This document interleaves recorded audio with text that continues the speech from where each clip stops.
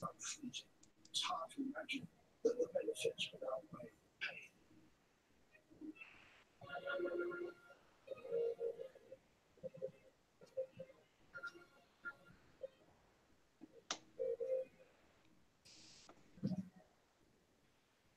Today's Arctic city runners can lead an almost normal existence thanks to technology.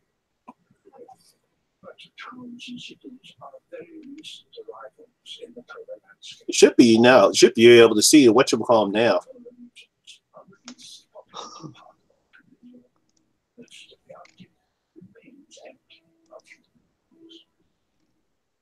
Jeez. In the north, the pole itself is covered by the freezing ocean. Crazy Ralph the 13th's in the chat already. I wonder where he found it. I don't know. I'm still not seeing it. I'm going to click your little homepage thing again. See if I can find it there. Yep, there it is. Oh, there it is. Yeah, he was the one that would be in there. All right, let's get this thing started. All right, guys, hey everyone, it's the Horror Aunite G. Welcome you to my live feed right here. In celebration, because this is Women in Horror Month, I decided to bring on my good friend and fellow narrator of creepypastas, Auntie Creeps. Say everybody, Auntie. Hello, everybody. Now, just to give you a little background, I actually met Auntie, I think it's almost been a year now, has it been? Almost a year now? Yeah, at least a year, yeah. Yeah, about a year. Now, I don't know if everyone knows, there is a 24-hour streaming service called SCRMRadio, SCRMRadio. At the time, that's where I actually met Tracy on Horror Addicts when Gory was doing her Girls Night Out, Ghouls Night Out, and she was on there, and I eventually found that radio show and eventually heard this great, absolutely perfect voice on the air, narrating this real creepy pasta. I'm like, ooh, just gave me chills all over the place. I said I gotta hear more from her, and that's eventually how I met Auntie Creeps. Oh, cool. Well, I remember, I mean, I probably saw you in some of Gory streams, and but I think when I really met you, which I didn't actually, speak to you directly, except in the comments, but you had put out a review of American Horror Story from last year. Yeah. When you were doing the cult. Yeah. And I was like, oh my God, I love this, because, it was like, I love your style of review. It's like just sitting and talking to a friend about a movie, and so I was real taken with those.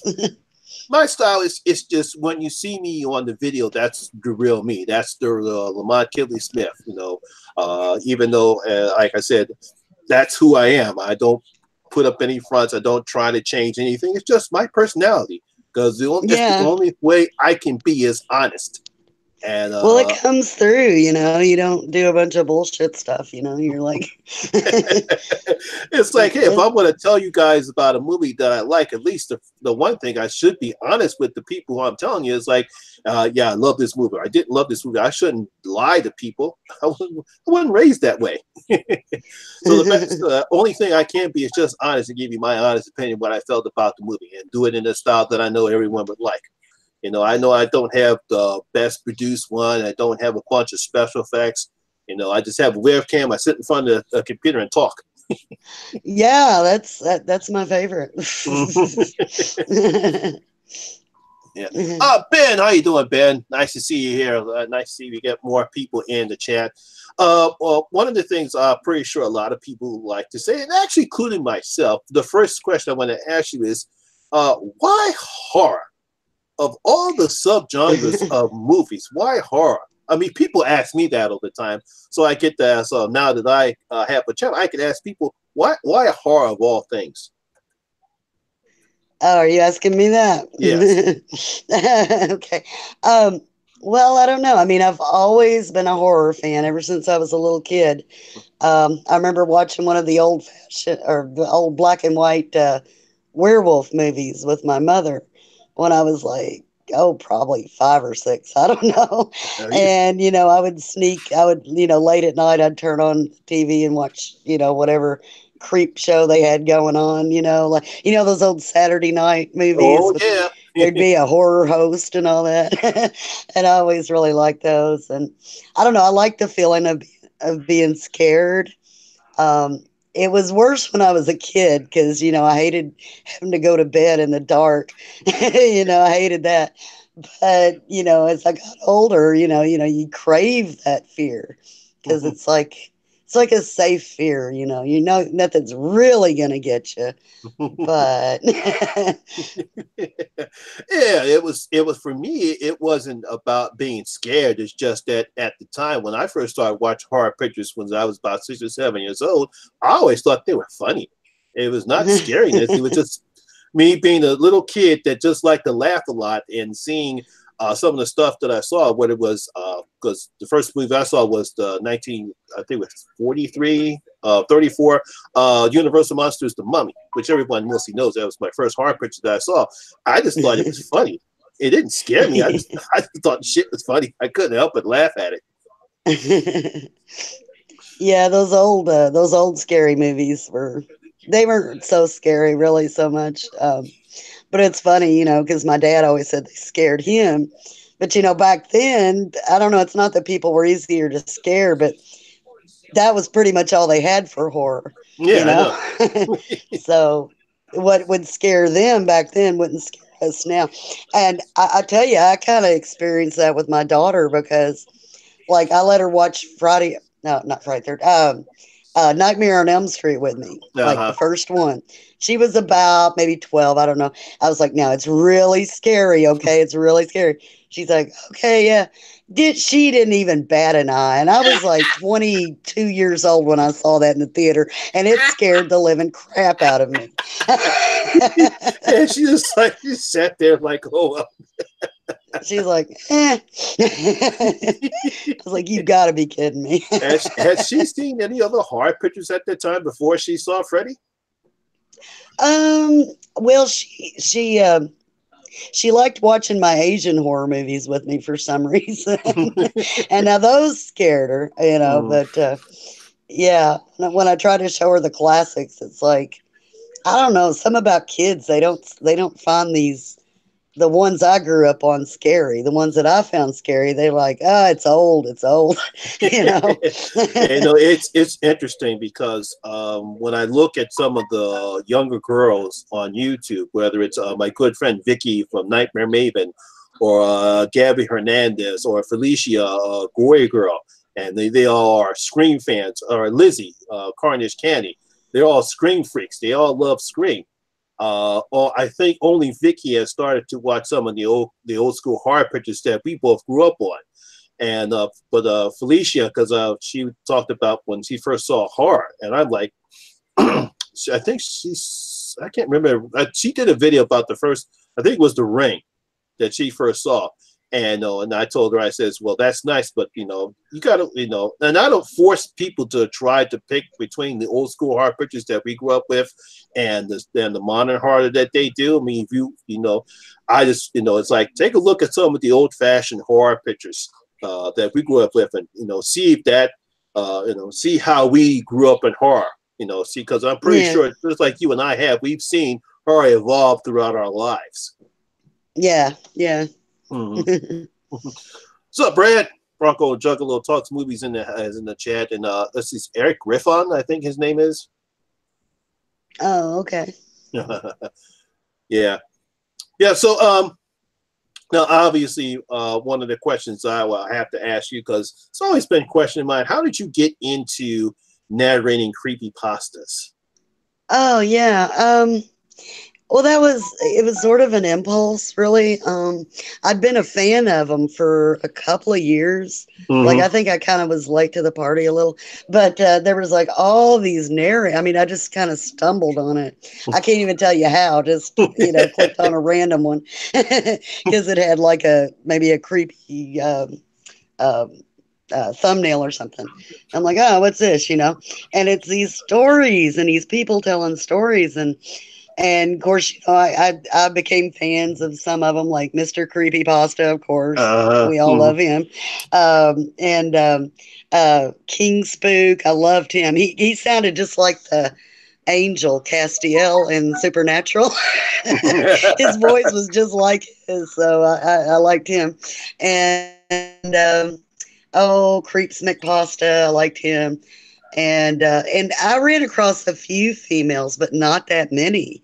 There didn't seem to be that many out there, at least not in my recommendeds. But I did find Evil Black Bunny. I liked her. Creepy Mrs. Pasta. She's real good. And and then of course when I decided to get into it, I met a bunch of female narrators. But yeah, it's I don't know. I was having a DM chat. Well, not a DM. We used to do AOL chat with my friend Crazy Ralph the 13th. Hi, Crazy Ralph. And we chat, every Saturday night. We just have this chat where we watch video, like YouTube videos together, and talk about movies we've seen, talk about the shows we've seen that week, that sort of thing. And I don't know. We just both kind of came up with the idea because I don't know if you're aware, but he's a pretty good writer. I mean, he's just kind of getting started, but he's got all these ideas. They're just great. And he came up with one of the stories they play on Scream now. The alternate ending is about somebody finding a tape with an alternate ending to the ending of The Sopranos, except it was a horror ending, And yeah, he came up with that idea, and he kind of gave me a kind of a rough draft, and then I kind of filled it out, So it's like we kind of both wrote that one, and I narrated it, and then he wrote a story about Hansel and Gretel. I think you probably heard that one. Oh yeah, that one. Yeah, that was nice. I really like that one because you know me, I always like to take some of the what do you call those fluffy fairy tales, put some dark humor into it, and make it. I mean, just like with the horror movie Hansel and Gretel Witch Hunters, I like how they took that and made it darker. That's why I enjoyed that particular version of Hansel and Gretel. Oh yeah, I never saw that one, but yeah, we came up with coming up with other fairy tales because like on my channel, I've got several twisted versions of fairy tales like Snow White and Sleeping Beauty and Rapunzel, and so he's like, well, I'll write one about Hansel and Gretel. So yeah, and that was really well received. It was a good one. Madam Raven, she actually narrated it first, and then after about a month, I narrated it too with Night Terror. I am Night Terror on Twitter, and he did a really good job. He did the voice of the guard that found the journal, and then I did the voice of the stepmom. I remember that one. That was good. Jen's from the grade. Jen, nice for joining the chat. I hope you enjoy your T-shirt. I just had a giveaway for my 2-year anniversary, and Jennifer, Jen reviews from the grave. She won it, and she got her T-shirt. She loves it. Oh, cool. I want to say hello to Creepy Clown Girl. Hi. I haven't really been able to look at the chat too much. So I'm not ignoring nobody, I promise. Yes. For Brad, Jen, and for you guys who don't know, I actually left the link to Creepy Auntie Creeps channel in the chat and description box. So check out her channel, please. You'll definitely love this type of story that she tells, because trust me, you'll love it.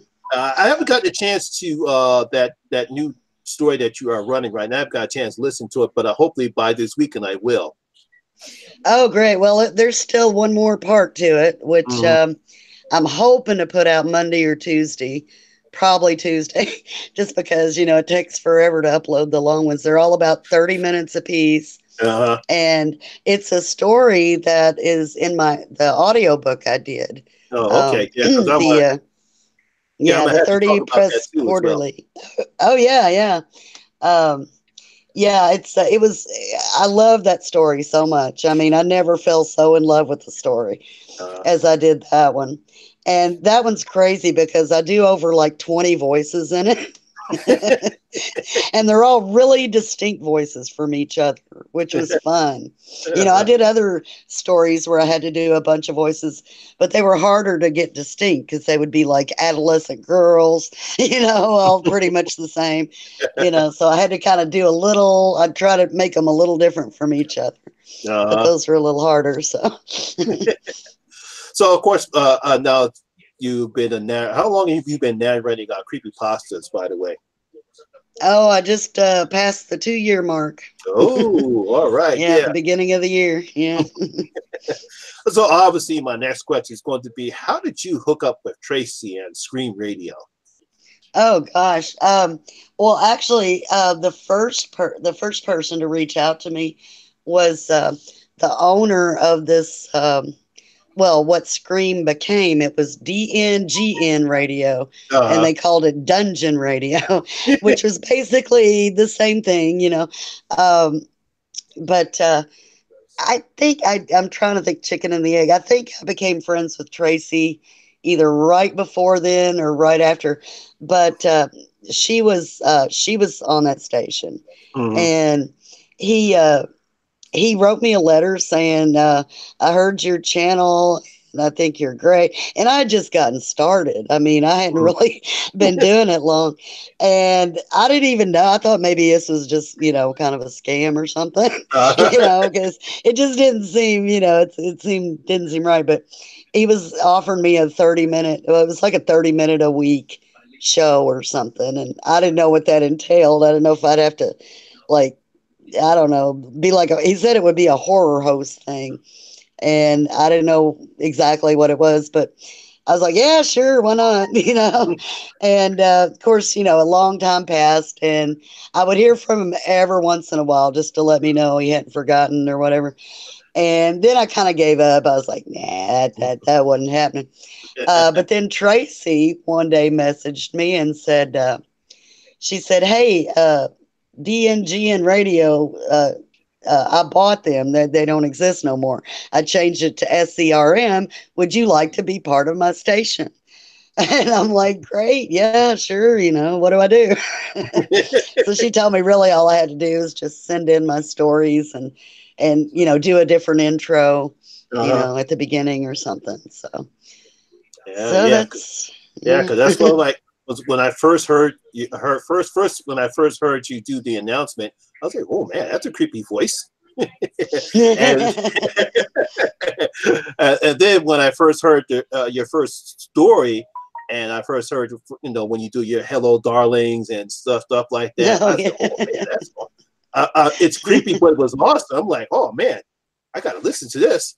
So of course, when I first heard your first story on Scream Radio, I'm like, oh man. I mean, all your guys are good. I mean, that's why Tracy loved it when I promote the show, when I promote the channel.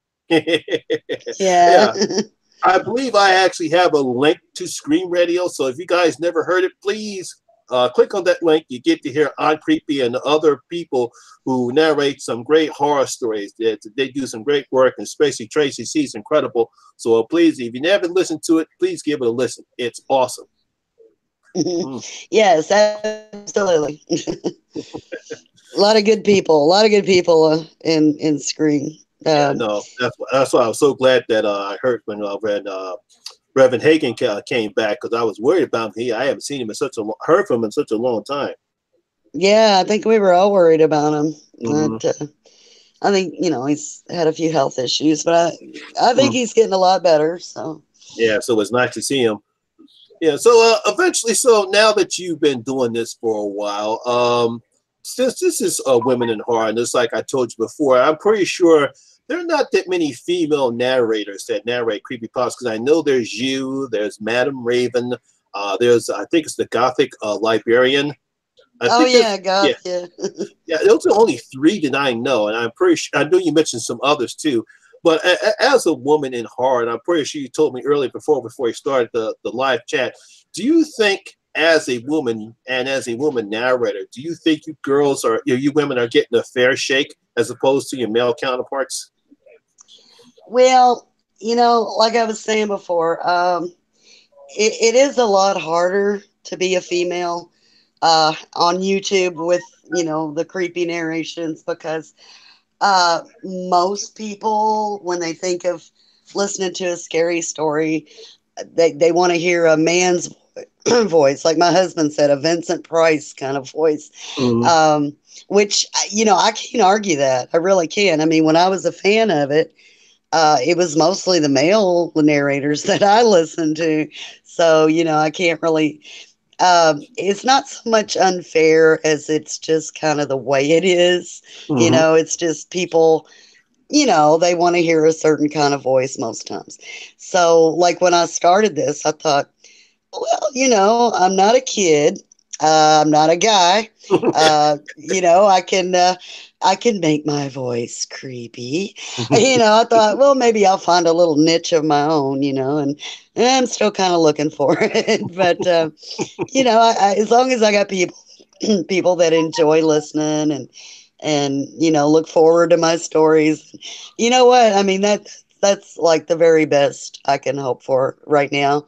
I mean, I'm still looking, I'm still hoping that something will come of it. Not on YouTube necessarily, Uh-huh. but yeah, I mean, I guess I would like if somebody like just randomly heard me on YouTube and so, you know what? I got a good paying voice gig for this woman. She'd be perfect for this or for this, I mean, that's kind of the dream I'm at right now. I'm not hoping to be huge on YouTube because it's not it's not likely to happen. I mean, I'm just being real. I'm not being negative. It's just, I mean, that's how it is. Oh, So, well, yeah, yeah. Trust me, I I know this because it's like this. I mean, even though I'm very satisfied and I'm very, I guess, a little humble of the success that I've made in the 2 years that I've been on YouTube, because I did not know.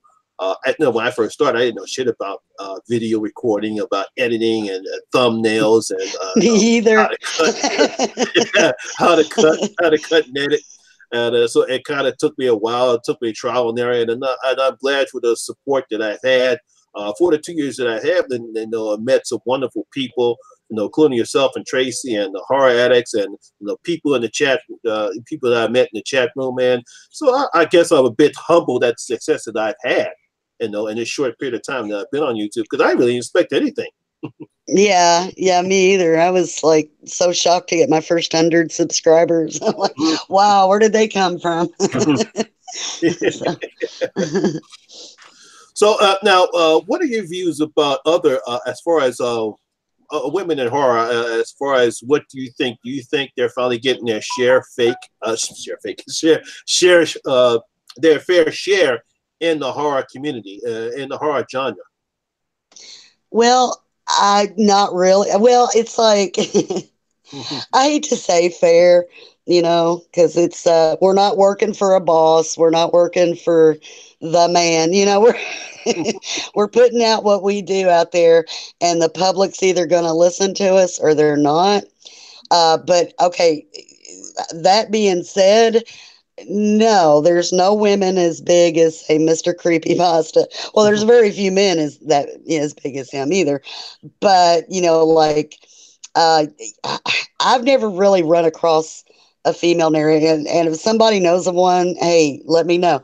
But I've never really run across a female narrator with hundreds of thousands of subscribers like a lot of the men have. Mhm. Um, I just haven't. I mean, I guess you can make of that what you will, but I just think it all comes down to people's preferences, and you Yeah. can't say your preferences are right or wrong. It's just what you got. And like I said, I mostly listen to the men. Uh, Although I did find, like I said, a few females that I really liked, Yeah, because but they were, yeah, they're rare. yeah, because I tend to listen to more. I listen to the Gothic Librarian, Madam Raven, more than I listen to Mr. Creepypasta. I listen to the females. It's just, to me, it's not about male or female. It's just that for some reason I think you, Madam Raven, and the Gothic Librarian have a much more better style of telling a creepypasta or a creepy story than a male would, or maybe creepy. I'm not saying that he doesn't know how to do it, because he does it very well. But for some reason, I just prefer you guys, because your voices and how you tell your stories and how you reflect it makes it creepy. Well, that's good. That's good. Another really good one I'd like to shout out. I don't see her here tonight, but the Ghost Mummy. She's a really good one. Oh. And I did a story on her channel, which you would probably like a lot. I get to play a killer, and it's called. Damn, what was it called? Oh, help me out, somebody. Auntie Creeps with the story. She's gonna kick my ass. What was that called? Before you think, when wishing the horror man Joe, welcome to the chat, Joe. Thanks for coming along. Yes, welcome. No, actually, well, I was trying to, because I was trying to go beyond just creepypasta, talk about women in horror general. I don't know if you paid any attention to the landscape. I mean, as far as, do you think women are now getting their fair shake in the horror genre, not just in creepypasta, but in films and horror films, horror televisions? What do you think women are now getting their fair shake? I don't know. I mean, I never thought that they got an unfair shake, really. Mm-hmm. I know there was a lot of people back in the 80s like saying, oh, well, they're just in there to show their boobs and get murdered. I'm like, okay. I mean, I don't really, that sort of thing never offended me. It's just whatever. I mean, that's what they did to some of the movies. They were very, you knew what they were with their gratuitous nudity in the films. It's like we'll have this, I think, especially in the second Silent Night, Deadly Night movie, a lot of gratuitous nudity in the film that really served no purpose other than to show a woman's breast. Yeah, there was a lot of that, especially in the 80s. Mm-hmm. But, you kind of know what you're getting into with those particular movies. Because, I mean, I've seen plenty of good horror, had good actresses and actors that, all had good parts that, there wasn't no nudity. I mean, but when you talk about, like 80s slashers, yeah, that's what you're going to get. Because that's kind of what they were for, and, it's like, I mean, kicking about that is about as silly as any other genre, So that never, I don't know. I always thought the women did fine in horror, they made a good living. They, made decent money. I mean, yeah, there were tropes, the final girl, but it's what people want. It's the way I look at it. Yeah. So. You didn't happen to see because there was this horror picture came out, I think it was 2 years ago. It's called XX. And it was basically a whole bunch of women directors in horror. And it was an anthology horror picture. I don't know. Did you see that horror picture at all? No, I didn't. Oh. Well, from what I was told, it was a very most of the women in the horror community, they were very disappointed because it was terrible. It was a terrible movie. It didn't do that well. No one didn't like any of the stories at all. And I was like, oh damn, it's so. And I didn't get a chance to see it, but I thought maybe you might have saw it or another. Because I asked a couple of the women, because last year when I did a series of horror movies for Women in Horror Month, obviously a huge director, the Solstice Sisters. A lot of people like them as women directors. Have you ever seen any of their movies? No, I actually haven't been watching a lot of horror lately because so much of it disappoints me. No. So, but I got a love for what horror movies did disappoint you? Oh, what did? Yeah. Well, everything they tried to remake, of course. I try. Oh gosh, what is it? I don't know. It's just everything I watch anymore just doesn't scare me. It just doesn't even disturb me that much. I mean, I mean, I can name some stuff that I did like. Like, you know, oh God, I loved Oculus. That came out in 2014. That was good. I About like the mirror, yeah. Let's see. Oh, there was some other one. It's Canadian. Can't remember what that was called. Maybe Crazy Ralph can help me out. It was. Crazy Ralph, Oh, it was. help Auntie out. Yeah, it's the name of a town. Is what it was. Oh yeah, I liked the The Haunting of Hill House, but I mean that wasn't a movie. It was, you That's know, a Netflix TV show. Yes. yeah, Netflix series. It was like a long movie though. I mean, I know it was a series, but it was like one long movie. But I like that pretty well. Yeah. Okay. And oh, I loved Get Out. I mean, I was genuinely like on edge, not scared, just really suspense. How do you call that? Well, on edge. Oh yeah. It was, first of all, it was different. It was different. Yes.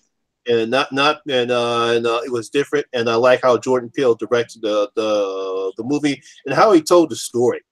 I Yeah. like how he told the story. Now it's interesting. Yes, Creepy Crown Girl says she agrees with you. Horror movies nowadays don't appeal to me, and I don't get scared. Well, because when you've seen as much horror pictures as we have, you get desensitized. And Yeah. Jason, Bearded Slasher. Yes. Welcome to the chat, Jason, Bearded Slasher. Yeah, summer of '84. I liked it because he was kind of a different tone. Because did you ever see Summer of '84? Oh, if I know, Okay. It's and it's one thing I've seen a lot lately. For some reason, a lot of people are trying to bring back the '80s. Because half of these movies have an 80s nostalgia in it. It's like you have that particular picture, I believe, Hellfest, that had like an 80s, whatchamacallit, to an 80s nostalgia. And it seemed like they want to bring back the 80s all of a sudden, especially with Summer of '84, because it's part like the Goonies. And all of a sudden, and right around by the time you get to the third act, you have a huge tone shift. And all of a sudden, it gets serious. Oh God. you spend half of the movie with these boys, this group of boys. They're trying to find out there's a serial killer in their hometown. You get some good laughs, and right around the third act, you have this huge tone shift, and all of a sudden, the film does another typical 180, almost like Hereditary. Oh yeah. Yeah, where the film just takes this huge, serious tone. I'm like, whoa, wasn't expecting that. Hereditary. I like that one a lot. I did. Yeah, I did. It didn't scare me once again, but I you felt uneasy while watching it at least. I think that's what they wanted to do, was make everyone feel uneasy with that movie. Yeah, and of course, they throw you in. I mean, I'm not going to say for anybody that hasn't seen it, but the big the tone shift in it, I guess, as you say, when that happens, it's like you feel lost. It's like it's not going to be what the trailer led you to think at all, and so that kind of adds to it. You're like, oh God, what's going to happen now? Like, where are they going to go now? Yeah, because when that happened, it's like, holy shit, I wasn't expecting that. Yeah, at all.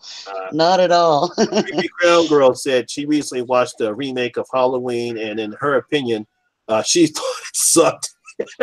Yeah, I saw that. I haven't watched that yet. I've been meaning to watch that. But yeah, I've heard mixed reviews on it. Oh, one of them that disappointed me really bad was the remake of It. I mean, that made me physically angry. I hated it so bad. You liked it, didn't you? Oh man, it was my #1 film of 20. It was like this. I don't know if you see my top 5 films of 2017. I had to pick between It and Get Out, and I said, "Oh man." I mean, it's just like with this year, I had to wrestle between Hereditary and A Quiet Place. Like, fuck, am I going to choose? And Crazy Rob agrees with me. He said it sucked. Well, we'll have to agree to disagree on that one. Yeah. I mean, hey, look, if that's what we have opinions for. You didn't like it, I loved it. I mean, it's like I couldn't help it. Oh, you're not alone. I mean, a lot of people loved it. I I mean, was expecting to love it. I was excited. I mean, You know? it was like this. I wanted the one thing I was worried about because I didn't want Billy Skeletor to copy Tim Curry's performance as Pennywise. I see he's Yeah. got to do it his own way. I don't want to see another carbon copy of it. And I thought he did a good job. He made Pennywise scary, threatening, and built in the movie. And I'll give you that. I'll give you that. He was good. He was good until he did that little stupid dance toward the end. And I'm like, I think I threw something. I was like, really? I forgave him with that stupid because that was stupid dance. God. When that kid was shouting, "You'll float down," I said, "You'll float too." Oh man, Yeah. I couldn't help it. I saw, man, this is gonna be good. I don't know. It's just, well, see, I read the book too, and I was a big fan of the miniseries back in the I was a early fan of the 90s. I was a fan of the miniseries too. I liked the miniseries except for that god damn fucking paper mache. Ooh, you're gonna get me started. I understand. It was the early 80s. It's a TV show. You don't have the budget to make a decent spider or whatever they the spider, right. whatever they were trying to create as supposed to be the form of it. And I said, that's the best you guys can do. Well, that didn't bother me because the ending in the book was just as disappointing to me, with the spider. They had that in the book too. And I'm like, that's why yeah. I read the book too. So I say, I know because I'm thinking to myself, look, yeah, I know that it ends with a spider. And I was disappointed too. I said, that's the best King could come up with as a spider? I mean, come on, King, you can do better than that. It was like, because I just finished reading Pet Sematary. So then I saw it. I said, oh man, I got to read this because it was the first 2 Stephen King books I read. And I said, oh man, I just finished Pet Sematary, so I got to read it. And I was highly disappointed with that ending. But I still enjoyed the book. Yeah, well, I was surprised that they managed to follow the book as good as they did. And I mean, in the miniseries. Because I thought, oh my God, it's going to be on TV. It's going to suck so bad. But I was like really happily surprised by it. But the movie, this remake they did, I mean, they just tore up the plot so bad. And that really bothered me. I mean, I expected it would be different, here and there. But I don't know. I didn't like how they made the fat kid the historian. I didn't like how... I mean, why are they switching them up like that? Yeah, I didn't like that neither because it kind of ruins the characters a bit because everyone knows that Ben was the historian guy and he was also black. So I don't know why they did that. It just did that part. I didn't make sense to me. Why switch it up? And a lot of people criticize that too. Yeah, because Ben's the one who stayed. Yeah, everybody else moved away. Yeah. So, yeah.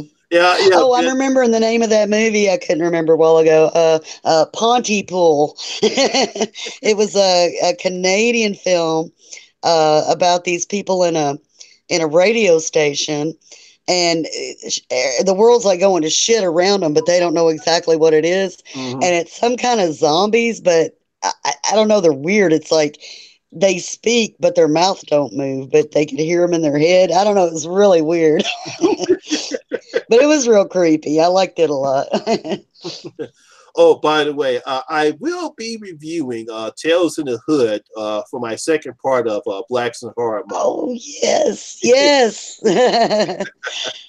That one, I love that one. That was actually scary in parts, I thought. Like the murdered civil rights leader, when he came back as a zombie, I was like, holy shit, he looked so scary. Or he wasn't really a zombie. He was just a avenging spirit, I guess. But he looked like a zombie. Jason, I actually saw Overlord, and I did love it. I thought it was a decent World War II horror picture. He saw there was a horror picture that came out right around Halloween called Overlord. It was based in World War II, where you have these you have the Allied forces come and try to take down this church so that way D-Day can happen, and they stumble into this experiments that the Nazis are doing. It was pretty good. I loved it.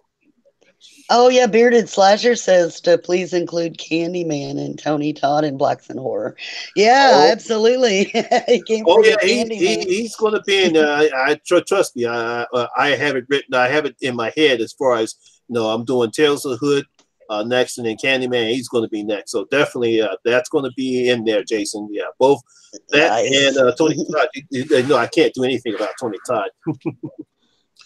Am I going to? I have to see it. I have not seen Tales from the Hood 2 yet, but I will, Jen.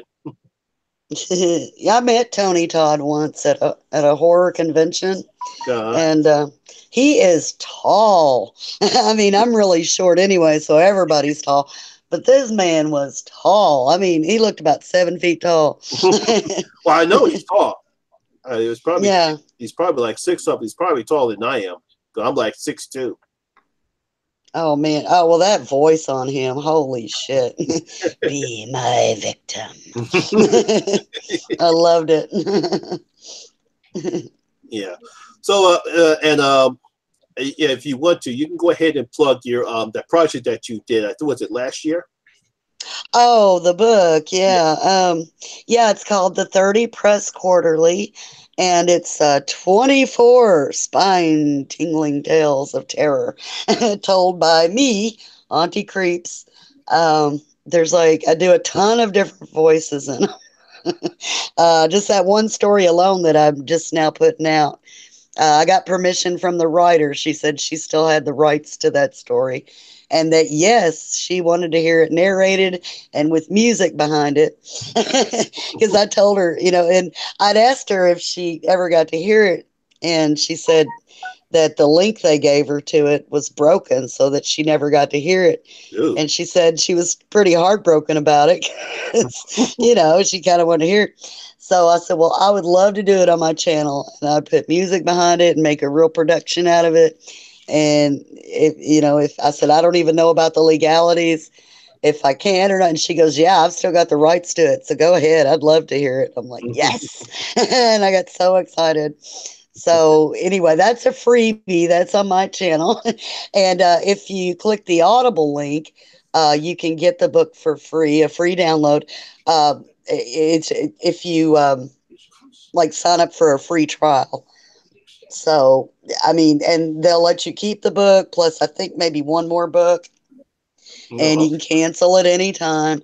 And if you don't cancel, I think it's about $14, $15 a month, which, isn't bad if you like audiobooks. Yeah, a lot of people just, don't have time to read nowadays. So they'll just download an audiobook and listen to it. So if you want to hear Auntie Creeps tell 24 stories, and they're all award-winning stories. That's what the book is. It's stories that won something. The one I'm doing now, it won Best Original Monster. But there's scariest story. There's most immersive, categories like that. And some of them have been done by other narrators. There's a couple Mr. Creepypasta did, which I had to walk behind him and do them. I dared my best friend to ruin my life. It's really, really long. Some of these stories are really long. They're not like the little short stories like on my channel. They're really long. One of them I do a New Zealand accent, which I'd never thought I'd be doing. Before we go any further, say hi to Dave Maggot. He just came in. Oh, hi, Dave. I think Dave, because he's done a couple of movies himself. I think he would love your voice.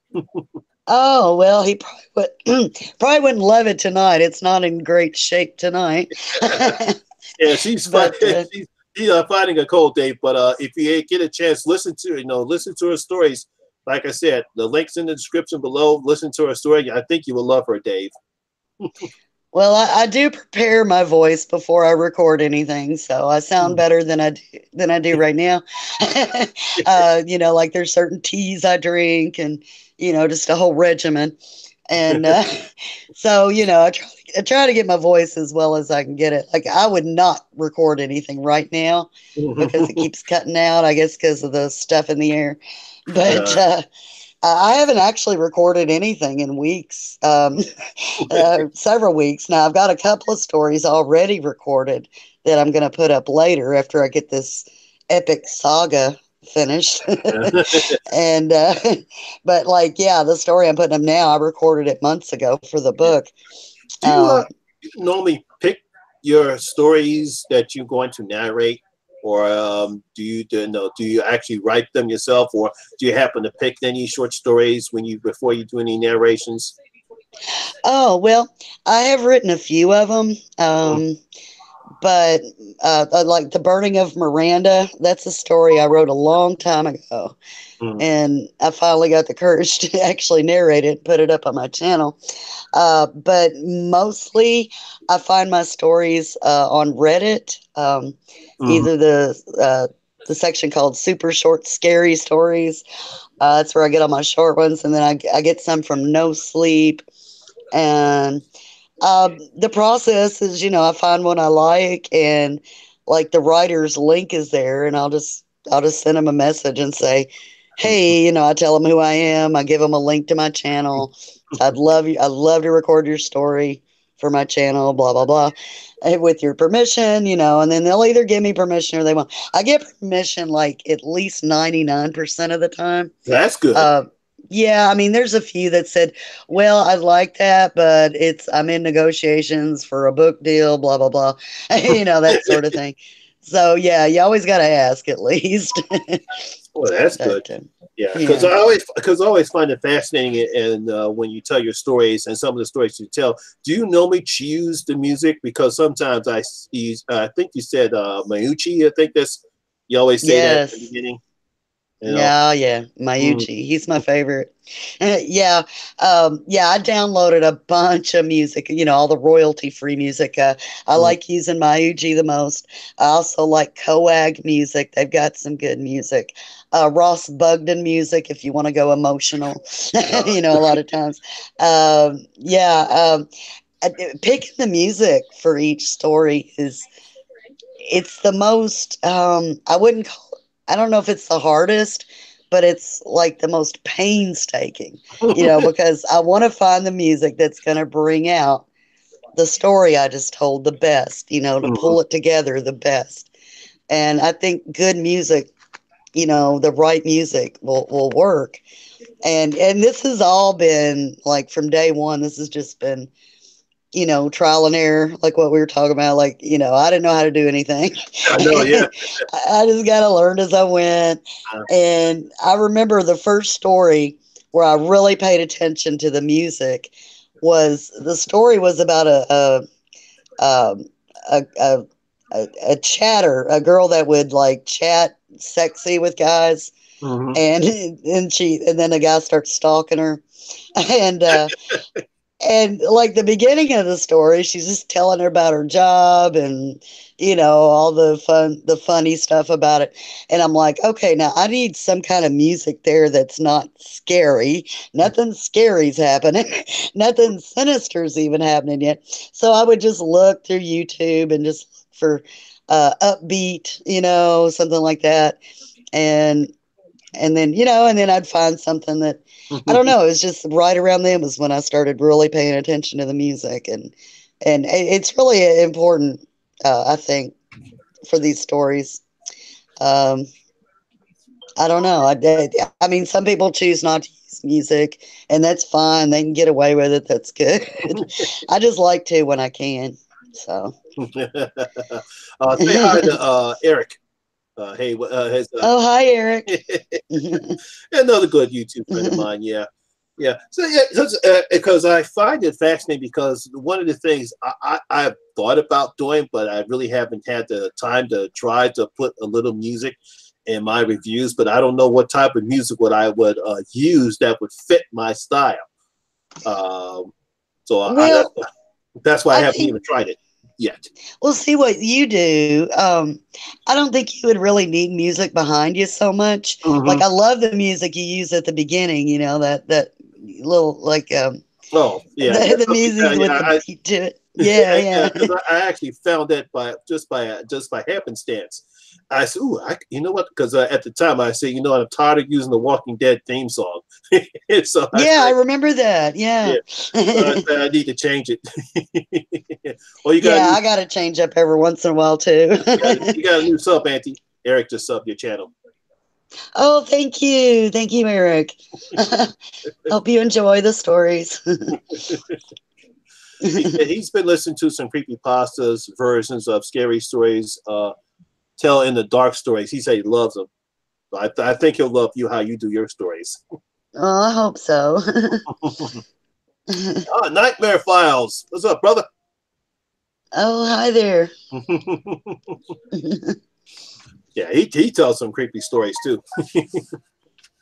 Yeah, I've been on his channel. I'm pretty sure I'm subscribed to him. Yeah, I know I am.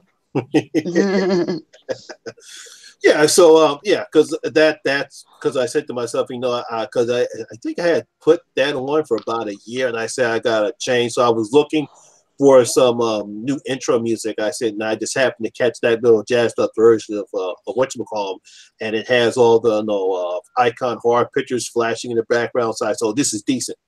So and everyone loved it. So I said, oh, good. No. Yeah, I like how you do that. You know, you just need intro music and outro music, and I think you're good. I mean, when you're reviewing a movie, just your voice, I think, is all anybody needs, really. My opinion, you know, you should do what you think. Oh, that's true. I always try to do something fresh. Yeah. Let's see. Nightmare Files says I've actually watched those types of channels more than our channels. Oh yeah. Oh, okay. Well, that's nice. Thank you. But what was the last horror picture that you actually saw, if you remember? Oh, who, me? Oh God, what was it? I think it might have been Bird Box. If that counts as horror, does that count as horror? Yeah. Yeah, I guess it does. Yeah. I liked it. All right. I know it's gotten mixed reviews, but I thought it was all right. Yeah, I thought it was a little different tale. A lot of people compared it to A Quiet Place, and I can see that. But those are two separate pictures, even though they both deal with the senses. One you can't see and one you can't talk. But Bird Box was is totally different. Yeah, I haven't got to see A Quiet Place yet, but I want to. Oh, you gotta see A Quiet Place. Like I said, it was so hard trying to pick between A Quiet Place and Hereditary for my #1 horror picture last year. So I was flipping back and forth. I actually had to do a poll up for people to ask me, like, well, what do you think? Who would you consider the best horror picture of last year? A Quiet Place or Hereditary? It's like finally Hereditary won over. Oh, okay. Well, that's the one I've seen. I love Dave's review. Dave Maggie. I love his review of Bird Box. he had me cracking up. Oh, come on, Eric. You gotta see Bird Box. Trust me, it is not the happening. It is not the happening, Eric. I can tell you that right. Oh, no. The Happening was just funny. Oh no, those are two different type of pictures, Eric. I can tell you right now, it is not the Happening. Although Dave might disagree with me, but in my opinion, Bird Box and The Happening are two different type of movies, even though they have sort of the same premise. Yeah, the only thing I think they had similar in common is like the mass suicides at the beginning, but yeah. That you can start any movie like that, pretty much. Just run with it. I tell you, she wasn't in it long, But you know how I love Queen Sarah Paulson. I just Oh love her. yeah, yeah. And I thought her part in it was so good. The look on her face, Oh you yeah. know, right before she lost it, it was like, wow. I mean, she's a good actress. I All like right. her a lot. Say hello to my buddy Sean Urshan from the horror corner. Say hi to Hi, Sean. hi, Sean. He always has a nice intro to his whatchamacallit. He'll say, "This is Sean Urshan from the horror corner." And I like your horror rules. I usually say that right along with you every time I watch one of your videos. because he always does that. Because I always have my outro with that, but he always begins, and I always like to imitate him. No. Oh man, and everyone's imitating because he loves it. Because we do this, with him and Dave and Jen, we do this horror hangout every month now, and I just came on board, and we're having fun doing that. So that's I started watching his channels like really last year. Oh,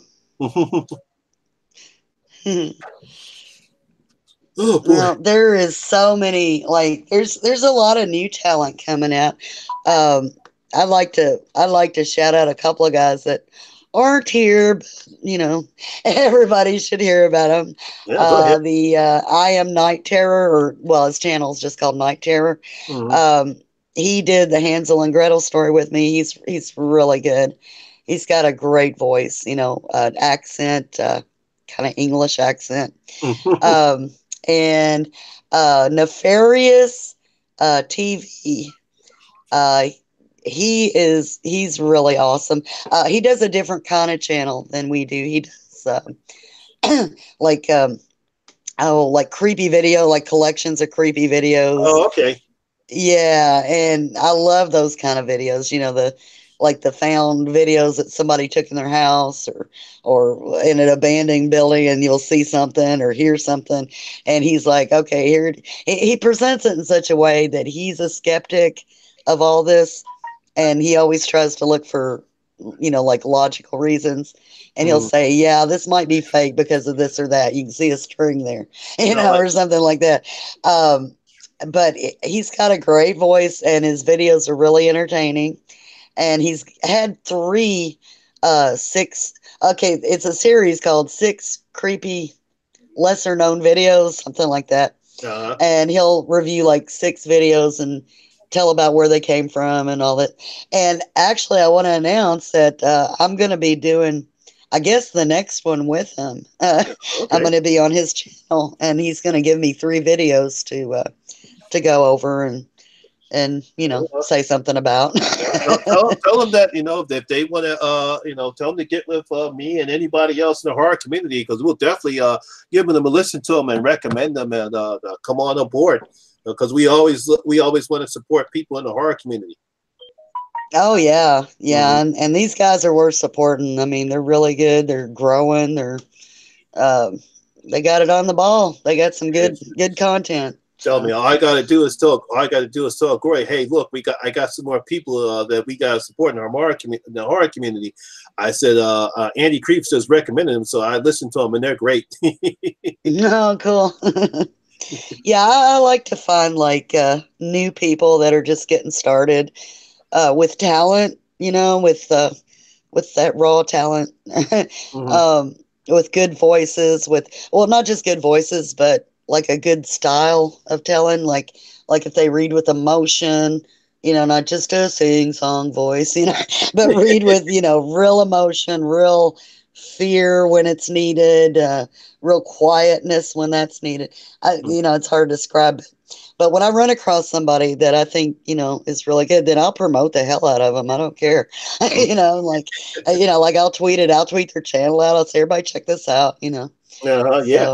So, I mean, because we all got started at 0, every one of us, you know. So. Yeah, it's like this. I started off like with 7, and the next thing I know, a good friend of mine, Adele from rolling credits. I had been supporting her channel for a while, and then she subscribed to me, and then that's how I started with just 8, and then eventually, as I started to get more better and what I wanted and how I presented myself on my channel and my videos, more and more people discovered me. Yeah. Yeah. I mean, the internet, it makes the world small, that's why I hold out hope that, I'll be discovered by something good someday. I mean, nothing huge, but a nice paying job would be cool. Something to pay the bills. That would be cool. Because right now I'm doing it purely for the love of it, for practice, and for. Oh yeah. I mean, I do. I mean, I actually do. I'm in tech support because I work for an international bank doing tech support. So that pays the bills, and that'll allow me and my lovely wife to go to London in May. Oh, nice! Wow. Yeah, because we went to Rome last year. That was pretty fascinating. Wow, that is cool. Yeah, I will tell people, if you ever do decide to go to Rome and you want to visit obviously the Colosseum, the St. Peter's Basilica and Vatican City and all the places like that, I suggest that you get a what do you call those? Don't stand in line tickets.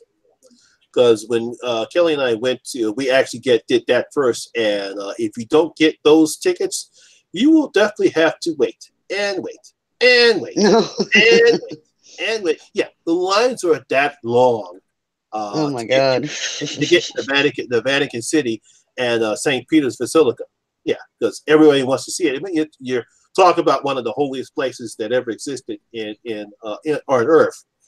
And everybody wants to go visit it, and you get at the time we did not see the Pope there, but the Pope, the tour guide told us where the Pope, you can actually see the Pope if you're outside of the Vatican, and you look toward your right, and you see the 2 windows, and then most of the time you'll see the Pope there, and he said most of the time he'll wave for everybody that's there, so everybody wants to go there.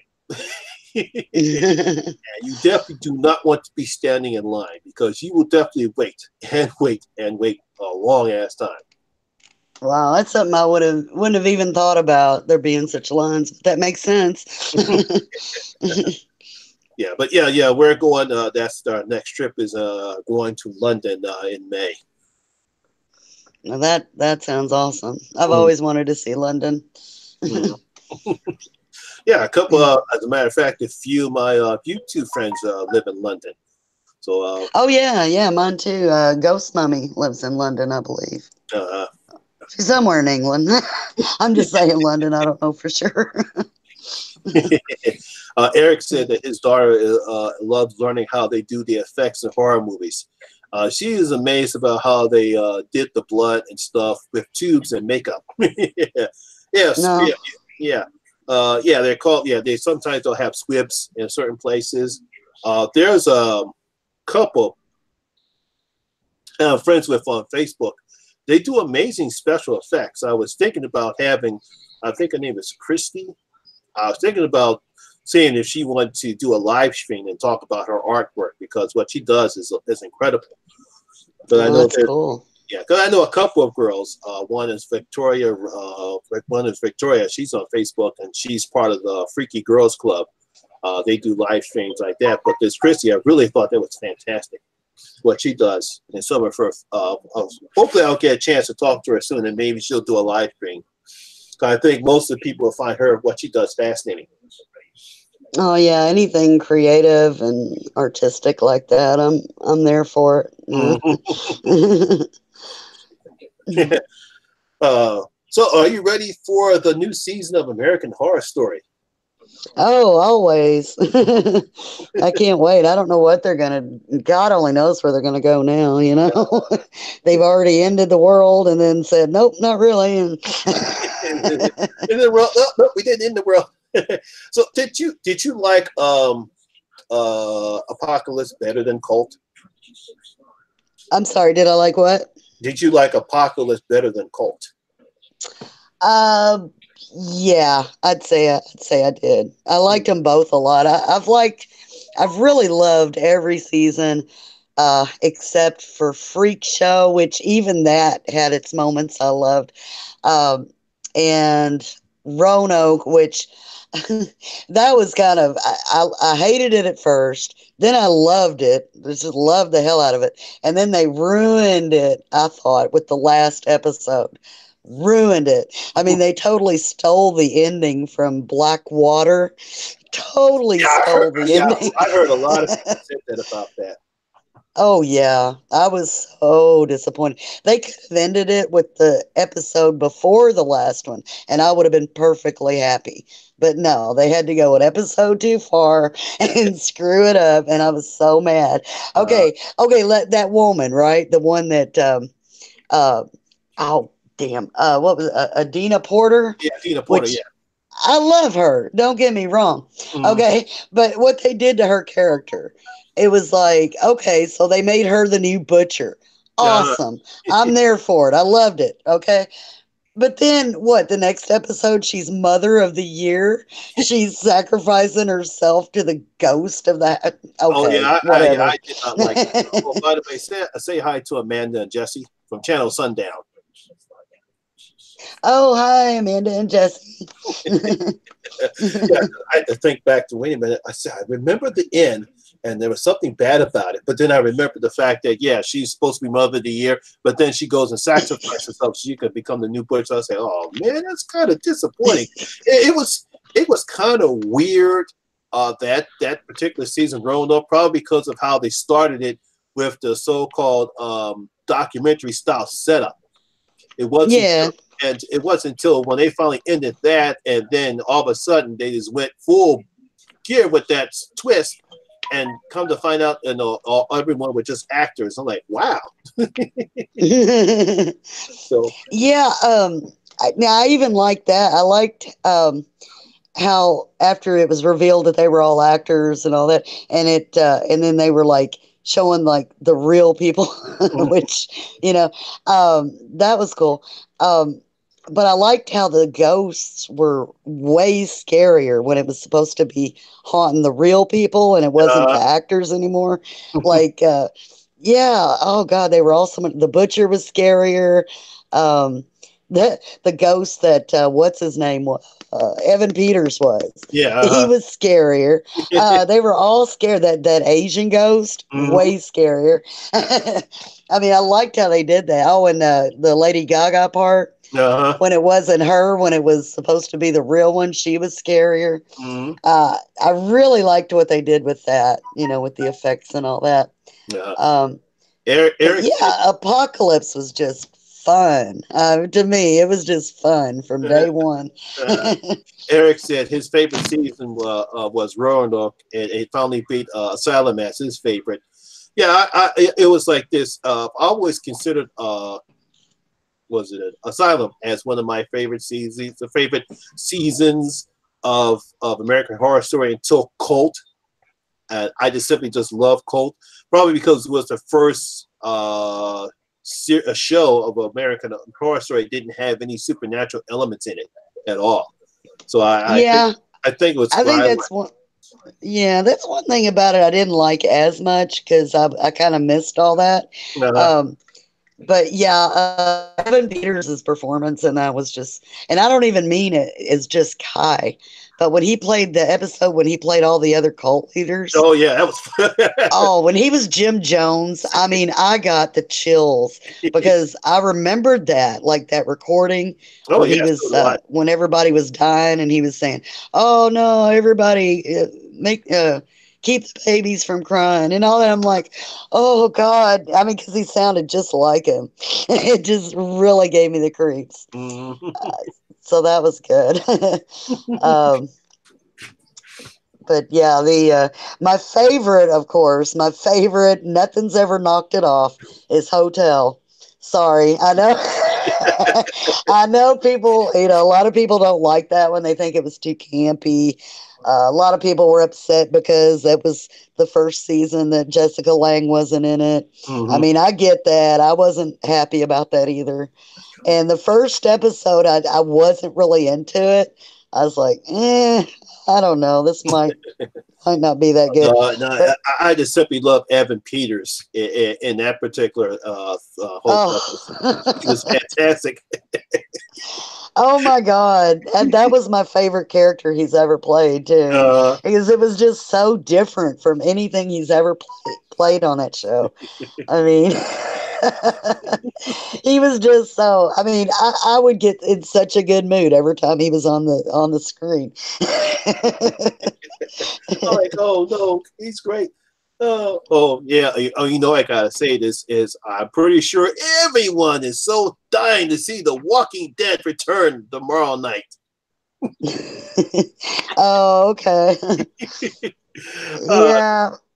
I Me thought and my husband used to watch that like religiously. I mean, but last season we finally gave it up because it just wandered so far off the path, I thought. oh man, because friend Vicky from Nightmare Maven, she had told me she had stopped watching The Walking Dead when they killed off Glenn. Now I know a lot of people were upset about that. Now of course there is a comic. It's based. Everyone knows it's based off a comic series. And when I saw that episode when Glenn and Abraham were killed off, that really didn't surprise me because I knew in issue 100 Glenn gets killed by Negan. So that really didn't surprise me. At the time that he kills Abraham in the comics, Abraham is already killed. He actually gets killed by Dwight in the comics. So those two characters dying in that season, in the season premiere of The Walking Dead, really didn't bother me that much because I think one of the huge problems was that the fake out death of Glenn in the early part of season 6 when everyone thought that Glenn had died. And they called it the fake out, and that pissed a lot of people off. Yeah, when he was under that truck. Everyone thought that Glenn was died. Now, of course, again, I say do understand because at that time Glenn was already getting killed off in the comic books, and everyone thought that when he turned out he was alive, oh great, and then you go ahead and kill him off now. So I just thought the one huge problem with The Walking Dead, especially not this season, but season 7 and season 8, where they just took too long with the all-out war storyline. And one of the huge problems that they have is that they concentrate on characters no one cares about. Yeah. What I can't stand is the long conversations that seem to go nowhere, that always seem to be about the same stuff. And I'm like, I'm trying not to go to sleep over here. Because I've said that in all my because I'll still do my recaps. I'll be starting that back again on Monday after watching The Walking Dead tonight. This season has been okay so far. Obviously, Andrew Lincoln, he left the show. There's another person. Oh yeah. I don't know if anybody knows this in the chat, but Danae, whatever her name is, Gagiri, she's going to be leaving the show after season 10. She's already made it known that she's going to be leaving the show after season 10. I don't know. We already know that Andrew Lincoln's gone. Lauren Cohen, she's already left the show, so she can do that TV series that's going to be coming out sometime later this year. So they're losing characters. Anybody I ever cared about, and main characters too. Yeah.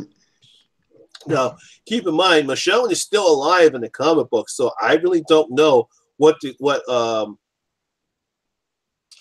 Greg Cotillo and Scott Gimple and I think some other the writers are going to do with Michonne's character as far as TV wise when she finally goes off but it's, you know, to me, it's kind of time for the series to end. I know the show still makes a lot of money for AMC. That's the reason why it's not going to go anywhere. Yeah. What I understand, they have other plans they have for The Walking Dead. I think they're going to try to turn it into a universe, which I hope not. Right. Well, you know, you were asking me about, you know, horror movies, and it was kind of embarrassing. I couldn't really, you know, I haven't really watched a lot lately, and I used to watch a lot. But I mean, I think, you know, my love of horror movies has kind of been replaced by these shows, you know, like, and they're made so well nowadays. They're as good as any movie, and it's not a horror, but the whole Game of Thrones thing. I mean, oh my God, that's as epic as any movie. I mean, each episode is like a little movie. I don't know if do you ever watch that? Unfortunately, I never got into Game of Thrones. Okay. Well, I mean, like I say, it's not horror or anything. I mean, although there's some horrific shit in it, that's for sure. I've heard about the Red Wedding. Oh, listen to me. I cried at the end of that episode because I couldn't believe everything that I just saw. Mm-hmm. And and I'm not, you know, I mean, I'm a seasoned horror veteran, you know. Because you cared about the characters. Yeah, that's what it was. I mean, it was just, oh, the humanity. That's all I could think. When you care about characters, you feel for them when they die, and even though it's a fictional TV show, movie, or anything else, when you care about characters and they die, it's like, oh man, I wasn't expecting that. Yeah. I mean, oh, that was awful. And damn, the episode where they burned the little girl to the stake. Oh man. I mean, that upset me badly. I mean, I didn't cry at the end of that one because I think I was just so mad, you know. So I couldn't even believe they went there. And I mean, I was mad at the characters, you know, like her own father that ordered it. I'm like, you motherfucker. I mean, I was just so mad. Oh, your daughter at the stake. Ugh. Do what now? Why did he kill his own daughter?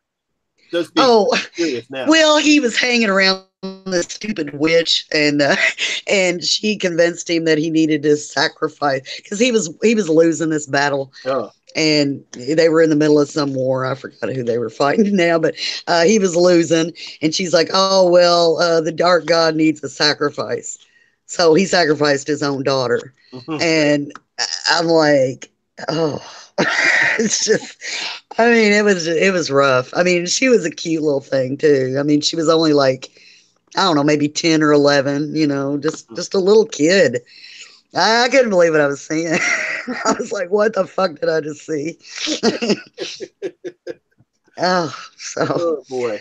Yeah. Never really got into Game of Thrones. And even though I am a fantasy guy, for some reason, as much as I love the Lord of the Rings trilogies, for some reason I just never got into it. It's just like with Breaking Bad. I never got into Breaking Bad. I never got into Game of Thrones. Yeah. Mm-hmm. Yeah, I understand. Yeah, I never got into Breaking Bad. I saw like the first couple episodes and lost interest. But yeah, Game of Thrones, I'm kind of into that. But and I've been meaning to ask you, have you ever gone back and started watching Supernatural at all? The series? No, unfortunately, I have not. I know how much you love the show. I have not gotten a chance to even. I've seen a few of their episodes. I guess to me, I guess I consider Supernatural probably one of the best shows I have not gotten into. Because because I really sometimes I just don't have the time, and most of the time on Thursdays, because sometimes on Thursdays because I get that break on TV, it allows me time to get some videos together, and I just don't have the time to sit and watch Supernatural. Maybe one of these days I actually will sit back and watch. How long has it been? 10 years now. Oh gosh, they're on season 14 right now. So yeah, 14 years. We've watched them boys grow up. I mean, they both look like babies when it started, like in 2004, I guess it was. Yeah. Because I heard what's his name? Darn it, there. Darn, I can't get thinking the answer's name. Oh crap. Negan. Negan, yeah. He made an appearance on the show. Yes, he was the boy's dad, and his character died like years ago, like I don't know, season 2 maybe, season 2 or 3. But yeah, that he was on that show before he was ever thought about The Walking Dead. But yeah, they brought him back for an episode, which I think it was the 300th episode of Supernatural. Yeah, the 300th episode. So they brought him back. So he made an appearance. I said, "Wow, I feel like I must be getting. No, I can't think of the guy's name." Jeffrey Dean Morgan. That's his name. Yeah. Well, now I was a fan of his long before The Walking Dead and even Supernatural. He was the comedian in that movie Watchmen. Yeah, because I know he was a good actor when I first heard he was cast as Negan. I said, "Oh, that's a pretty good choice. He's a pretty good character actor." Because the first thing when I saw him, I said, "That's right, he was a comedian." Yeah, well, see, I even saw him before that. He was in an episode of Grey's Anatomy. Well, a couple episodes, I think. And he absolutely broke my heart in that one. And then I saw him in, he was in that show Weeds. Briefly, he played like the woman's dead husband, so you only saw him in flashbacks. But it was him. Yeah, I saw him in the movie Rampage, and you could tell he was enjoying himself in that particular role on Rampage. I bet. Yeah, he's an awesome actor. I like him a lot. Crazy Ralph said it's been renewed for season 15. Oh, yeah. Well, I'm not sure how I feel about that. I mean, no, I guess I'm glad. The last couple of seasons, I don't think has been quite as good as it used to be. But I think that happens with every long-running show. Yeah. Eventually, they have to know when to get out. Yeah, I know, because I always said that for shows, you have a beginning, you have a middle, and then you also have to come up with an end. Because if I remember correctly, I think, was it last season that they brought their mother back? Yeah, it was either last season or the one before. Yeah, that was dumb. I mean, the show hasn't. My husband says that she's pretty much ruined the show. He gets mad every time she's on screen. I mean, I don't have that bad of a negative feeling about her, but the way they brought her back, I thought was just dumb. It wasn't needed. If they were going to bring back anybody, it should have been their dad in the first place. But it was like, God's sister was like, well, here you go. Here's your mom back. And we're like, why though? I mean, even she was like, why? It's like she couldn't even connect with them good because last she remembered they were babies, I mean, the whole reason they became hunters was to avenge her death at the hands of the yellow-eyed demon. But maybe I'm saying too much. Like I said, there are some aspects of the show that I know, like, their mother dying. I think it was Sam. He's supposed to be have some blood from the yellow-eyed demon. So he had some type of. That's right. Mm-hmm. Yeah, I'm sorry. Yeah, the yellow-eyed demon was feeding him bits of his blood, like the night that she got killed. I forgot about that. And I think it was season 6 or 7, it might have been season 7, where Sam was like, he was like a demon blood addict. Every time he would suck blood out of demons every time he came across them. He was like a demon blood vampire for a while. That was cool. I like that. Yeah, even Crazy Ralph said bringing back the dad makes a whole lot more sense. Yeah, absolutely. Yeah, Dave Mack, said he did not like the mom. Yeah, I mean, it's just, I don't know. It just seemed like a dumb move. And my favorite demon, Crowley, he's the one that needs to come back more than mom, more than dad. We need Crowley back, damn it. I loved him to death. He was this English guy. And he always called Sam and Dean Moose and Squirrel.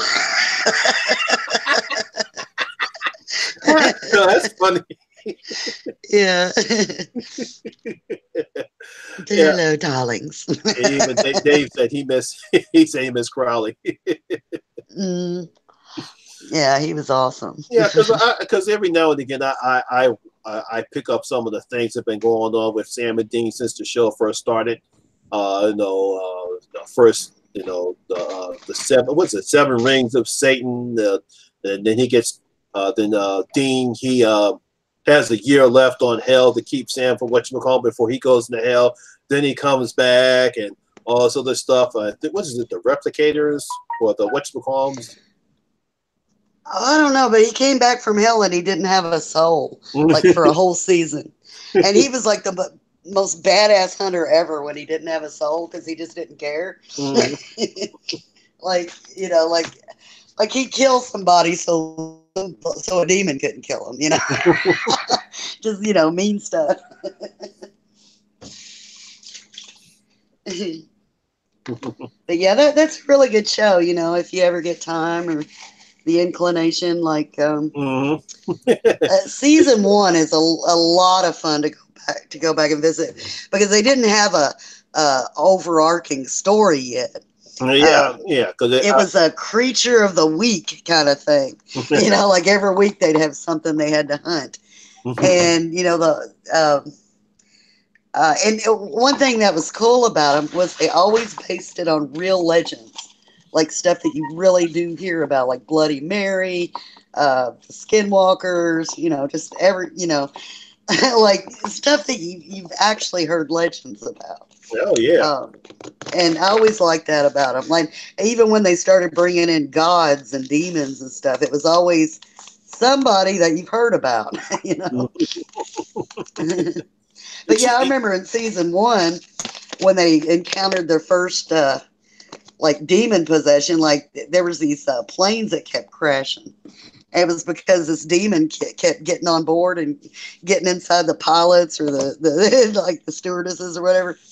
And their reaction to it, the fact that it might be demons, they're like, "Oh no, demons!" Like they were scared to death of them, like most people would be. And now it's like demons, no big deal. Demons are like the worst of their problems now. I mean, the least of their problems.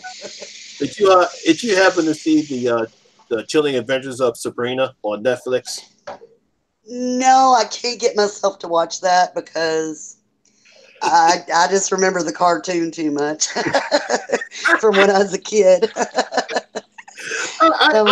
I checked it out because I was curious to see, and it was okay. It's a little darker version of what we know about Sabrina and what we saw in the Archie comics, and whether it's the Archie comics or the cartoon show.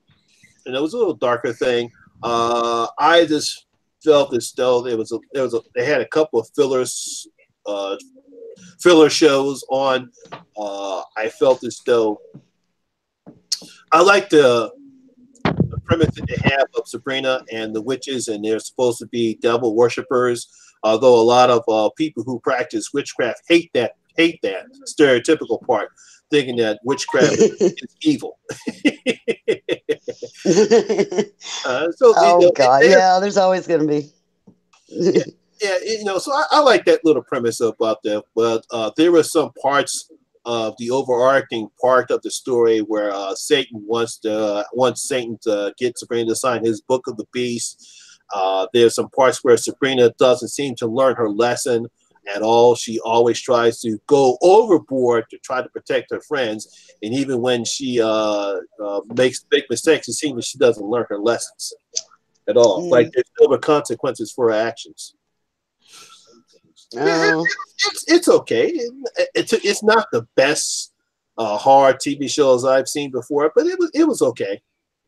I don't know. Maybe I should give it a chance sometime, but I won't watch that, and I won't watch Riverdale because they're based on the Archie comics. And when I was a kid, I used to love the Archie comics and the Sabrina cartoon. I think I used to watch that. I named my first cat Salem after her cat. So, Oh yeah, no, my friend Ivan from the movie Void, he loves Riverdale. Oh man, he can't get enough of that show. Yeah, that's really popular. I know. I'm like, why would they put the teenagers from the Archie comics into a scary situation? I don't get it. I don't think it's scary. I think it's just a darker version, a darker modern version of Archie and his friends. I think that's what the TV show really is. Yeah, I mean, it's like you still have all the characters there, but they're like darker versions of what we've known in the comics and the cartoon shows. Well, yeah, I should let go of my hang-ups, I guess, and give it a shot. I'll admit it. You like this. You watch it once, you don't like it, fine. You can say, "Look, that's true." I watched it. I didn't like it. That's true. I got the CW app, and I got it's where I watch Supernatural, and I got the Netflix. I don't know. Some of them might be on Netflix. I know Crazy Ralph said that Supernatural is on Netflix. Yeah. I think they've got every one of them on Netflix, like all the seasons. I might finally get a chance and check it out when I'm not doing anything. Now that football season is over, I might start. There's this TV show on Netflix called Kingdom, where there is a zombie apocalypse in medieval Korea. Almost forgot about that. I gotta check that out. Oh, and, wow, that's an interesting premise. Yeah, that's an interesting premise. see how that plays out, because I've been meaning to check that out. So hopefully by tomorrow I might catch a few episodes of Kingdom on Netflix. Oh, speaking of Korean, was it Korean? I don't remember. It was some Asian movie, the Train to Busan. Train to Busan. Yes, that was awesome. Yeah, I like that a lot. That was pretty good too. They're supposed to be doing, I think, a prequel of that. I don't know when it's supposed to be coming out, but I heard they're doing a prequel of it. A prequel or not a sequel, but some type of side movie where they show, I think, either the aftermath of that when the movie ends or before the aftermath. I don't know when, but I know they're doing something else because that's how popular the movie is. And I also heard they're going to try to do an American version of it. Oh man, there they go again. Yeah, so don't be surprised to see an American version of Train to Busan. Well, I tell you what, they can remake all the Asian horror movies they want, but they better keep their cotton picking hands off of Audition, or I don't know what I'll do, but I'll be really mad. I don't know. I don't know how you can actually change that. Yeah, then it could. I don't know how you can make that Americanized though. Because Audition, it's such a it's more into the culture of Japanese culture and a male-dominated society. So you expect that out from Japan. I don't know how you can Americanize it and not piss people off. Well, I hadn't really thought about that, but especially in today's culture right now, there's simply no one wrong. You can come up with a movie like Audition, and you have too many people going up up in arms. So I don't know how you could. I don't know how. I'm pretty sure they're thinking about trying to doing it, but it's like, no, we can't do a film like that. Well, they need to get it out of their heads. They just need to get it out of their heads. I mean, okay, I can see them maybe reversing it, like for today's culture, like to not piss anybody off, and have some woman auditioning men, maybe, but that would suck too. They just need to leave it alone. I mean, Audition had a special something about it that the American filmmakers just they can't capture. I don't care. They can't do it. you can't capture that that particular aspects of the film in an American setting. It's just not going to work. You know, there's just some things you just say, you know what, let's not try it. Well, I mean, Asami was just such a, I don't know, her character was like, she's so sweet, and you're rooting for them. You're like, oh, I hope they're happy. And they're not gonna be because, it's not gonna go well. I mean, and first of all, when you realize the type of premise that the guy is lonely and he's auditioning women to be his wife, of all things, that's not going to fly here in the American setting. The only way you can probably do that is that you have this guy, he goes on a dating website and he goes on dates. That's the only way you can actually try to pull this off. Instead of him trying to audition women to be his wife, he actually goes on a dating site, he meets up with women, then he gets with this one woman who seems to be perfect, but it actually turned out that she's not. Yeah, well, even in the original, the women didn't know they were being auditioned to be the guy's wife. They thought they were auditioning for a movie. Yeah, auditioning for a movie. That's what I'm saying. That type of aspect can't play in the American setting. You have to change it so that way the guy, instead of him auditioning women to be his wife, he actually goes onto a dating website. So that way you won't piss people off. Well, then they couldn't call it audition. They'd have to call it, I don't know, Tinder. Tinder horror. I don't know. They couldn't call it audition. They call it swipe right. No, it would suck. I don't care who it would piss off. It would just piss me off if they tried to remake it. Yeah. I had another question. I can't think of it. My thoughts went the other way. That's about to Dave Magan said that's a good idea. It just came to my head. I know Dave.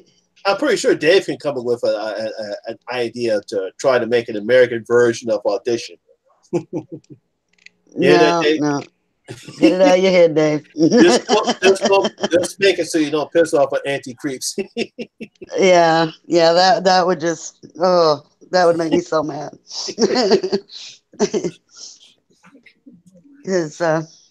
Well, I mean, there've only been a few remakes of the Asian horrors that I liked.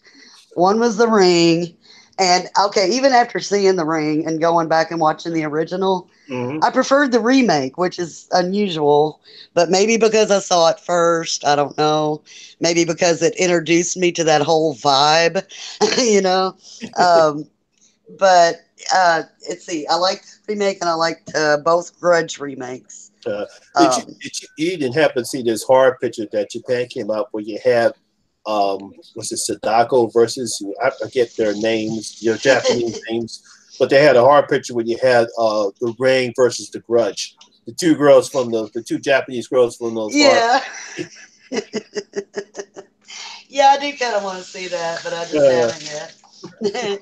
I did watch the latest Ring sequel. It was just called Rings, and it was all right. It was kind of all right. I think I saw it on Netflix, maybe, or maybe it was Hulu. I don't remember. Yeah, but it wasn't that memorable, but it was kind of fun. I actually saw it in the movies. It wasn't bad, but it kind of served no purpose for me. It's like you had some good scary moments in the film. Obviously, Samara's still creepy as hell. But to me, it's just like, let's see, what's his name? Damn it. Darn, I can't think of his name. My favorite character from Law and Order, Criminal Intent. I can't think of the actor's name. His name. He was in it. I thought he was wasted in the film, and he's a good actor. He was Kingpin in Daredevil. Oh, okay. I didn't see none of those. I don't know who was in that movie either. I just couldn't even tell you. I don't really remember it that well. I just remembered it was kind of fun. One of the guys from The Big Bang Theory, he was in it. Oh. Oh, who was that? Yeah, Vincent D'Orfini. Thanks, Dave.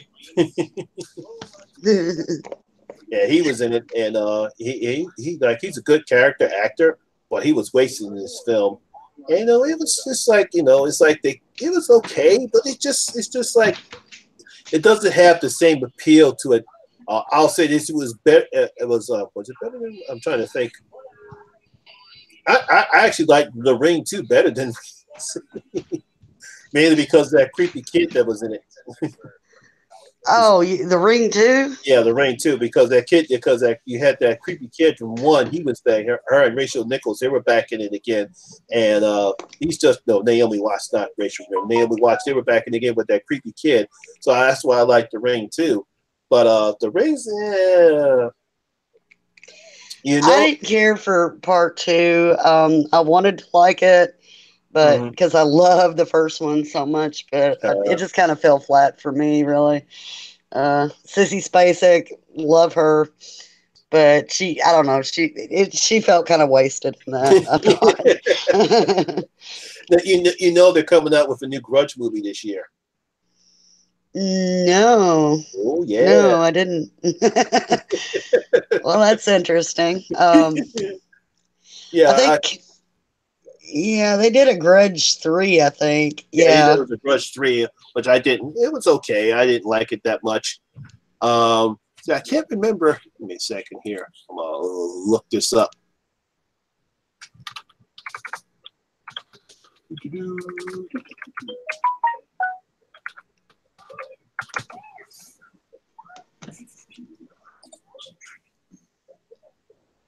Yeah, it's simply just called The Grudge. Oh, wow. They're just calling it The Grudge. Is it a remake or a sequel? According to this, it's supposed to be it's a reboot of the Grudge series. Oh, a reboot. Okay. It's a reboot. Well, those can go either way. It didn't need any more sequels. But yeah, so that's what you do now. Lin Shaye's going to be in this one, and let's see, we got Andrea Rosenberg, Jack Weaver. Yeah, so this is going to be a reboot of whatchamacallit, not a remake, but a reboot. That's what they do now. Cool. Well, I would check that out. Yeah, well, yeah. Going to be. I'm a fan of the Grudge version. Yeah, because that's what they do. That's what's probably going to happen now, especially with the success of Halloween.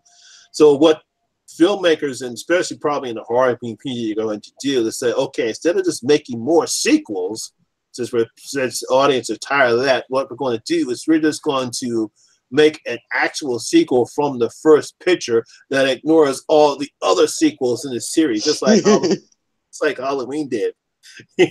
So that way we can start anew. So, because right now, from what I've heard, there's a writer that's supposed to be writing the sequel to Halloween 2018. There's no announcement yet. There's nothing as far as whether or not Jamie Lee Curtis will come back or not. But that's the latest storyline, is that they now have this writer supposed to be writing the script. Maybe 2020 is when could be a release date. When it's supposed to come out in 2020, but that's all I'm hearing right now. That doesn't surprise me. I mean, especially if it made a lot of money. But I tell you, I was really happy when I found out that the new Halloween was going to ignore every single sequel except for the very first, that they were going to pick it up 30 years after the first one. And because it went to hell with all the sequels, I thought. I mean some of them were all right. I like part 4 pretty good. Yeah, I like part 4. It's just that I just hated the Thorn, which is part 4, 5, and 6, which is what they call the Thorn trilogy, with that stupid ass cult thing. Yes. And I hated. They lost me with that. No, Michael Myers kills because he's got this curse that forces him to kill his family. It's like, oh no, forget about the fact that he's just purely evil and there's no reasoning and he just killed his sister because he felt like it. Forget all about what made Halloween great. Let's just make him have a curse. Yeah, they try to do that too much with horror movies, especially in sequels. It's like they try to explain it away. Well, you're explaining away the scary is what you're doing when you do that, you know? Like, the thing that was so great about the first Halloween is we didn't know why he was acting like that, you know, why he was like a normal kid until that one Halloween, and he just snapped, and then he never was the same. And then he comes back and starts killing people again. I mean, it was great. It was like, why is he doing that? We don't know. It don't matter. Run. He's after you. You know, I mean, that was the best part of it, just not knowing. Yeah, you know, it's like I know a lot of people think that say, hey, let's have this person have a reason. No, we like it because he doesn't have a reason. You keep that suspense in him, so that way, you know, you don't have an actual reason. He's just fucking crazy. Plain and simple. Well, that's one reason I didn't like the Rob Zombie remake, is because, you know, they try to give him too much of a backstory. You know, he's in this. And I really didn't have a problem with that. I understand what Rob Zombie was trying to do, and I kind of get that. Okay, he comes from a messed up family, and obviously he's prone to violence. So I kind of dig what Rob Zombie is trying to do as far as make Michael Myers more grounded, as opposed to, you know, give him much more reason as he did. It's just that he did good in about one half of Halloween. Unfortunately, when Michael grows up is when he lost me. When he does which I can't. Which one thing I hate about remakes, when you do a shot for shot from the original movie. Yeah. And when Michael grows up and he does a shot for shot thing, I said, "Oh man, what the hell?" Yeah. Yeah, that whole second half was like they were just trying to redo it, but different and stupid. Yeah. And I don't even want to know what he was trying to do in Halloween 2. I know is she now crazy? You know, is she crazy like Michael? And I'll never understand what the hell with that white horse was. I don't get. Yeah, his mom with the white horse. Yeah. You see the mother coming up with the white horse. It's like, what the. No, I'll tell you what that was. He wanted to put his wife in another movie of his. That's what. It's like, okay, you can be a flashback on a white horse. How's that? and I really don't have a problem with Sherry Moon Zombie being in all his films. No, I like her. Yeah. I like her, you know, especially as Baby Girl, and yeah, I loved Baby. House of a Thousand Corpses and The Devil's Rejects, and obviously 3 to Hell. I really don't have a problem with her. I think she's a pretty good actress. You know, I didn't see The Lords of Salem. I did saw 31. Ooh, Lords of Salem, very good one. Do you like 70s horror at all? Yeah. Okay, it has a real 70s horror vibe to it. I liked it a lot. Real visual, a lot of visual stuff. Yeah, that's a good one. You should check it out if you haven't. Yeah, definitely. Say hi to what's his Crypt 6? I think it's what's going on, man. Hi, Crypt 6. Welcome. I finally saw 31 a few weeks ago, and it was okay. You know, the only good part about it was the clown known as, I can't remember his damn name. I hate when I don't remember these people's names. I think his name was Demon Head. Demon Head. He was really good. He was really good thing about 31. I'll find out in a minute. Let's see.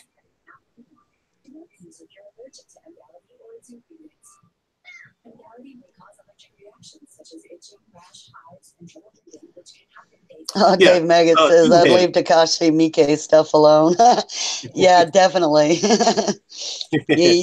You got to be as demented as him to even, you know, even get close. Yeah, that's right. So Doomhead was a character. He was the best thing out of 31.